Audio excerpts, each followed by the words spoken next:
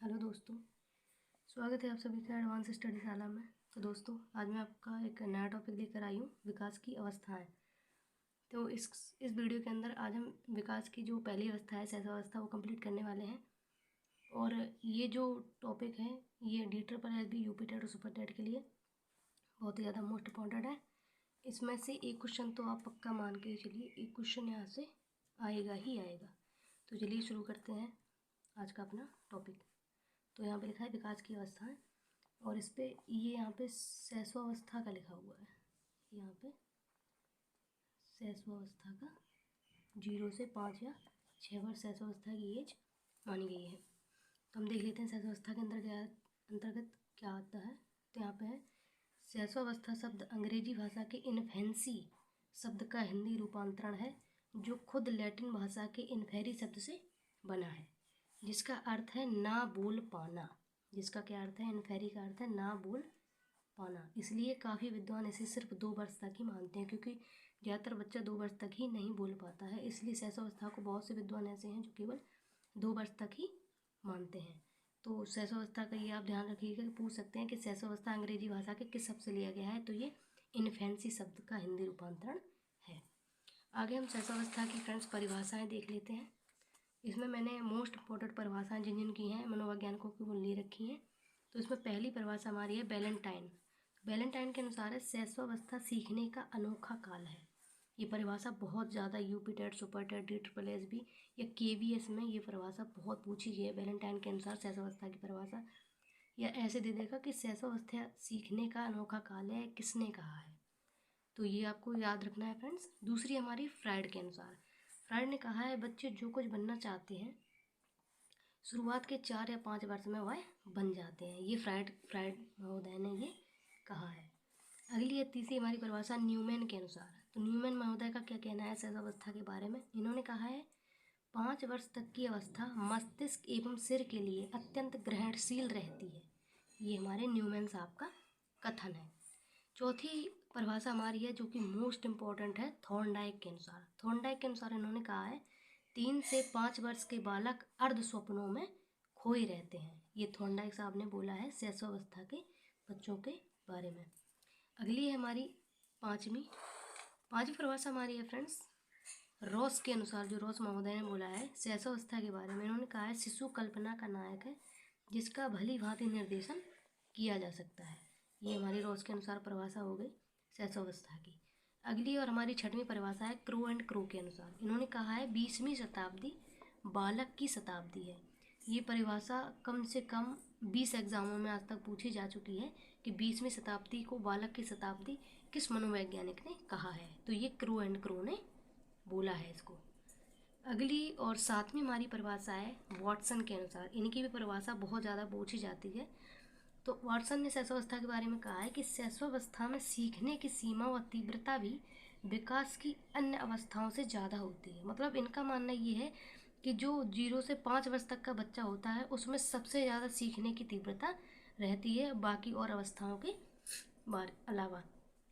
अगली और 8वीं हमारी परिभाषा है रूसो महोदय के अनुसार। इन्होंने कहा है बच्चे के नाक, कान, आँख या हाथ पैर ही उसके मुख्य शिक्षक इन्होंने माना है, क्योंकि जो 5 वर्ष का बच्चा होता है उसे और कोई ज़्यादा तो ज्ञान होता नहीं है, तो वो ऐसे ही सीखता है। मतलब 5 वर्ष तक का बच्चा जो है वो करके ही सीखता है, अपनी इंद्रियों के द्वारा, ज्ञान इंद्रियों के द्वारा ही वह सीखता है। तो फ्रेंड्स, ये जो परिभाषाएं हैं ये बहुत ही पूछी गई परिभाषाएं हैं जो कि हर एग्ज़ाम में ज़्यादातर पूछी जाती हैं। और ये जो क्लास है आपकी, ये कंटेंट मैं बहुत ही अच्छा लेकर आती हूँ और बहुत ही कम समय में आपको ये कंटेंट प्रोवाइड करवाती हूँ। तो अगर वीडियो अच्छा लग रहा है आपको तो प्लीज़ लाइक ज़रूर करिएगा और चैनल को सब्सक्राइब कर लीजिए, क्योंकि आपको ऐसा ही हैंड रिटन कंटेंट ये कोई लेकर नहीं आता है, हैंड रिटन कंटेंट जो मैं लेकर आती हूँ। तो चलिए अगली हमारी परिभाषा हम देख लेते हैं।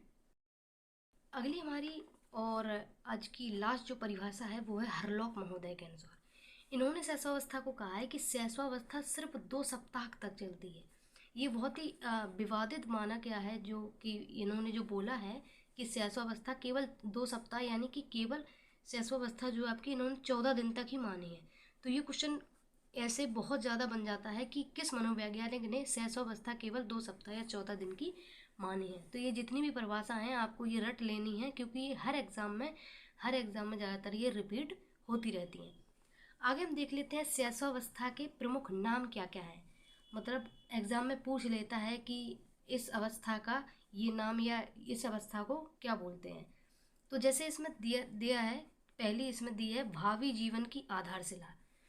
तो जब बच्चा जब छोटा होता है तो वहीं से उसकी मतलब लोग बोलते नहीं है कि नींव अच्छी होनी चाहिए, यानी कि बच्चा जब छोटा होता है आप जैसा तब उसको बना लोगे वो वैसा ही बन जाएगा, क्योंकि बड़े होने के बाद वो जैसा पहले है वो फिर नहीं बदलता है। तो ये इसमें भावी जीवन की आधारशिला शैशवावस्था में ही रखी जाती है, जो कि 0 से 5 या 6 वर्ष तक चलती है। तो क्वेश्चन ऐसे बनता है इससे कि भावी जीवन की आधारशिला किस अवस्था को कहते हैं। तो ये हमारी शैशवावस्था को भावी जीवन की आधारशिला हम बोल सकते हैं। अगली हमारी है सीखने का अनोखा काल। ये भी शैशवावस्था को कहा जाता है। ये बहुत पूछा गया है, कम से कम ये 10 बार तो यूपी टेट में आ चुका है कि सीखने का अनोखा काल किस काल को या किस अवस्था को कहते हैं। तो ये भी हम शैशवावस्था को फ्रेंड्स कहते हैं। तीसरा है हमारा खिलौने की उम्र, क्योंकि आप सभी को पता होगा जो 5 साल तक के बच्चे होते हैं उन्हें खिलौने बहुत ही प्रिय होते हैं और वो खिलौनों के साथ ही हमेशा खेलते रहते हैं।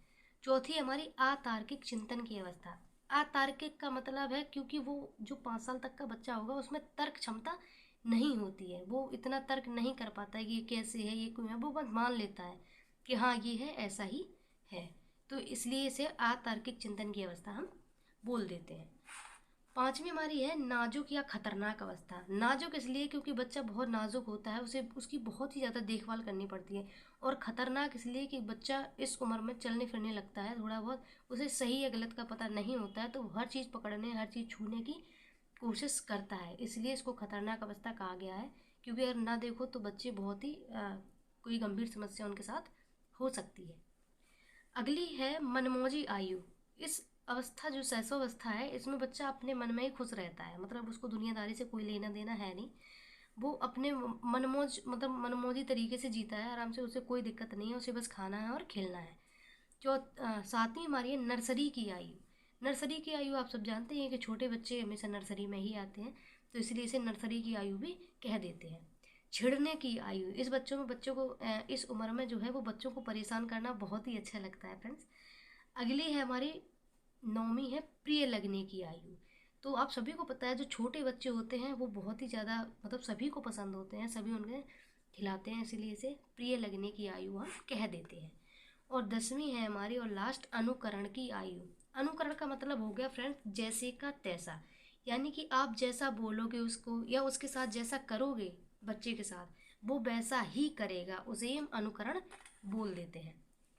आगे हम देख लेते हैं, यहाँ पे हमने शैशवावस्था की विशेषताएं ले रखी हैं फ्रेंड्स। तो शैशवावस्था की विशेषताओं में क्या क्या विशेषताएं हैं इसके हम देख लेते हैं। मूल प्रवृत्त्यात्मक व्यवहार, पहली है हमारी मूल प्रवृत्त्यात्मक व्यवहार। दूसरी है हमारी ओडिपस या इलेक्ट्रा ग्रंथि। ये ओडिपस या इलेक्ट्रा ग्रंथि का मैं एक अलग से वीडियो बनाऊंगी, इसमें मातृ प्रेम और पितृ प्रेम के बारे में बताया गया है, यहाँ नहीं बताऊंगी क्योंकि वीडियो ज़्यादा लेंदी हो जाएगा। तीसरी हमारी नॉर्सिसिज्म, ये बहुत ज़्यादा पूछा गया है कि नॉर्सिसिज्म किस अवस्था की विशेषता है, ये मोस्ट इंपॉर्टेंट है, इस पर आप स्टार लगा दीजिए। चौथी हमारी अनुकरण की उम्र, तो मैंने आपको ऊपर बता दिया है अनुकरण क्या होता है। पांचवी हमारी दोहराने की उम्र, आप सभी को पता है जो बच्चे होते हैं वो एक बार को कम से कम 10 बार बोलेंगे, तो इसे हम दोहराने की उम्र बोल देते हैं।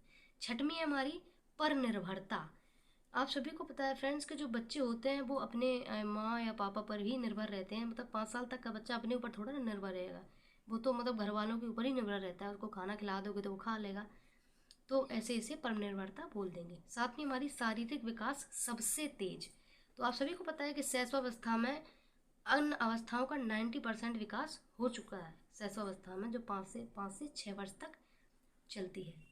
आठवीं है हमारी जिज्ञासा की प्रवृत्ति, इस अवस्था में बच्चे को हर चीज़ जानने की बहुत जिज्ञासा रहती है, ये कैसे है ये कैसे नहीं है, तो इसलिए हम जिज्ञासा की प्रवृत्ति भी शैशवावस्था को ही कहेंगे। नौवीं हमारी क्षणिक मृतता, आप सभी जानते हैं जो बच्चे होते हैं उनकी 2 मिनट में दोस्ती 2 मिनट में दुश्मनी हो जाती है, तो इसलिए क्षणिक मृतता इस नाम से इसे जानते हैं। 10वीं हमारी सामाजिकता का अभाव, इसमें नहीं पता होता बच्चे को समाज के बारे में, इससे कोई लेना देना नहीं होता है। 11वीं हमारी दूसरे शिशुओं में रुचि, जो छोटे बच्चे होते हैं उनको छोटे बच्चों के साथ ही खेलना पसंद है, ना कि वो बड़े बूढ़ों के साथ वहाँ पे बैठेंगे। तो इसी हम इसलिए दूसरे शिशुओं में रुचि इसको बोल सकते हैं। 12वीं हमारी ज्ञानेंद्रिय आधारित शिक्षा और 13वीं हमारी कहानी आदि में रुचि।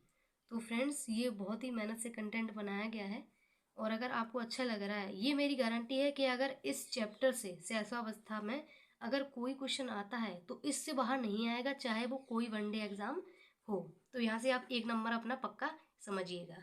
और अगले यहाँ पे मैंने कुछ ले रखे हैं पॉइंट, यहाँ देख लेते हैं। शैशवावस्था में शिक्षा किस प्रकार की हमें देनी चाहिए। तो शैशवावस्था में खेल विधि के द्वारा, किंडरगार्टन विधि के द्वारा, मॉन्टेसरी विधि के द्वारा, इन सभी विधियों के द्वारा बच्चों को शिक्षा देनी चाहिए। और साफ सफाई की शिक्षा बहुत ज़रूरी है बच्चों के लिए, और स्वस्थ आदतों एवं संस्कारों की शिक्षा, ये तो मोस्ट इम्पॉर्टेंट है बच्चों के लिए। तो फ्रेंड्स आज की वीडियो में इतना ही था, और शैशवावस्था आपकी यहीं ख़त्म हो जाती है, और कोई ऐसा मतलब कोई पॉइंट नहीं है जो इसमें नहीं लिया गया है।